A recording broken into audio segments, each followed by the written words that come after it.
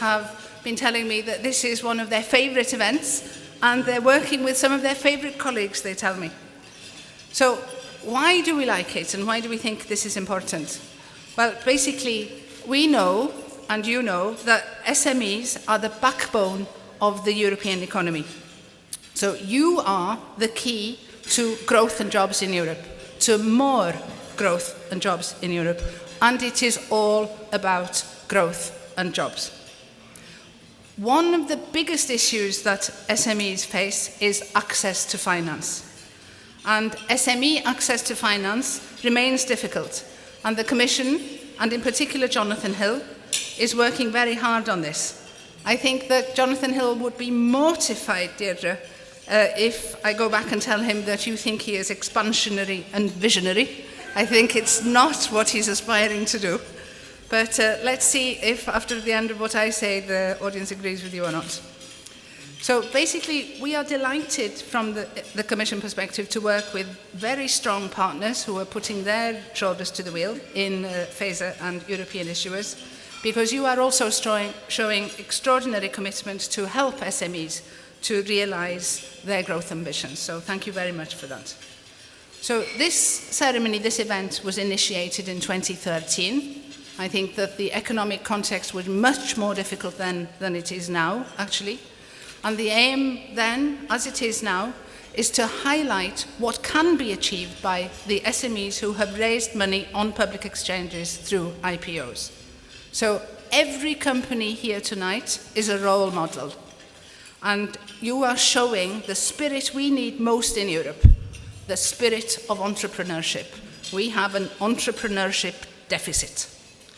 And before we give the awards to this year's winners, I want to talk to you about what the European Commission, what the new Juncker Commission is doing to help SMEs get better access to finance and to de-block investment.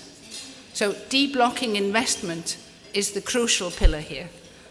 We have an entrepreneurship deficit, for sure, but we have a notable investment deficit. If we had invested as much as the US had invested over the last 5 years, we would not have had a recession. So if you want to analyse it right down, it's about investment. So 1 year ago, Mr. Juncker had ordered Mr. Katainen to set up the European Fund for Strategic Investments, so EFSI, a new acronym came in, and that complements the support that's available to SMEs that's already there under COSME and Horizon 2020. You know those the best, I think. EFSI is the cornerstone of the investment plan for Europe. So there's a 315 billion euro investment plan that's been put together.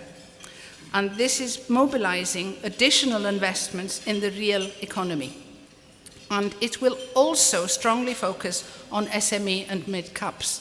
This isn't widely known. So this is the number you need to go home with.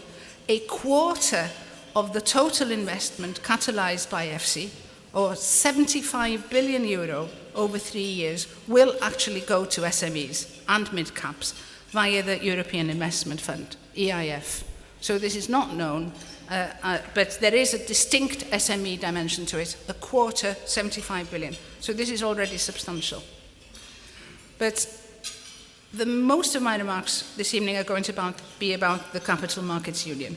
So that's the strategy that Deirdre has already introduced, and I think she's the main marketing agent, actually. That was put on the table in September, and here the Commission is identifying the key actions, or some of the key actions that Europe needs to take on right now. And why? It's because there is a gap in the financing instruments that are available to SMEs. So to repeat what Deirdre said, 3/4 of SME financing is right now based on bank lending. This percentage is far too high, and the more so because banks are not overly keen to provide the small-scale loans. So in 2014, another figure for you, 1/3 of European SMEs did not manage to get the full bank loan they applied for. And for startups, the situation is even worse. So we really, really have to ensure, if we want more startups and more SMEs create more growth and jobs, we have to have other sources of finance available in Europe. So this is the gap. We have the huge gap. What's the size of this gap? Mid-sized companies receive 5 times as much funding from capital markets in the US than they do in the EU. 5 times more. So that's the benchmark.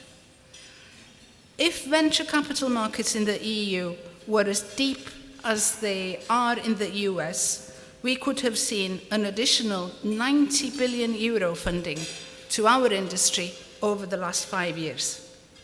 And then something which is perhaps a little bit controversial.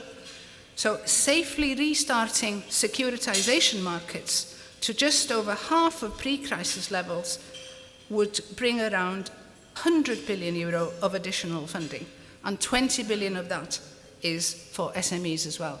So the gap relative to the US is really, truly massive. We have the benchmarks, we know what our targets are. So this is why the Capital Markets Union has 3 main objectives. So we want to support growth by ensuring businesses have more funding choices at different stages of their development.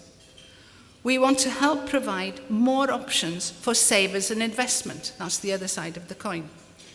And then, of course, there's a cross-border dimension. We want to enhance cross-border investments by tackling barriers to the movements of capital. So we will be proposing new rules on securitization. So this is the mechanism, the much discredited mechanism, but we have to make it nicer this time. The mechanism where we pool loans or assets, like SME loans, to transform them into tradable securities. But we have to do it this time with adequate regulatory and supervisory safeguards, because, of course, we do not want to return to the causes of the financial crisis.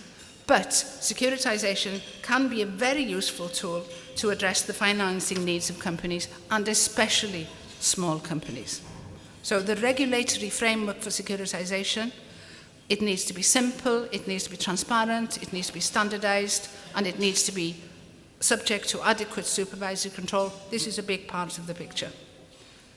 Supporting venture capital, of course, supporting equity financing, of course, including access to public markets.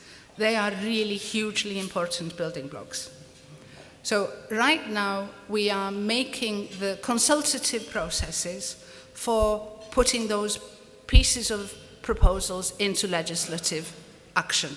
So I ask you, like Deirdre already asked you, to engage in that consultation process, because that shapes the legislation that will be there. You tell us what you think needs to be there and what mustn't be there to make your life easier. This consultation is there for you to make sure that this regulation is fit for purpose going forward. But apart from regulation, the retail investors need to have a better understanding of the unrealized opportunities they have with SMEs. And SMEs need help to find the type of financing most suited to them. So this is almost a culture change agenda. It's a very long-term challenge, and we need to be continuing to focus some efforts on that. And some of that work is almost straightforward awareness raising, but we will continue to do that. We will, for example, look at how certain capital markets manage to make their SMEs more attractive to investors. And we will look at how to improve our information tools for SMEs' access to finance. We want to be sure that we have understandable material that really help people match up the supply and demand here. So we count on your active participation. You tell us what's missing. You tell us what we can improve. We will do that. So, ladies and gentlemen, I don't know so much about expansionary and visionary, but I am 100% sure that access to finance to SMEs is really at the heart of the EU agenda. It's at the heart of the EU agenda because we know that with the very many ambitious SMEs out there, like the best examples that we have with us tonight, we can drive forward more growth and jobs in Europe. And this is what we want to support.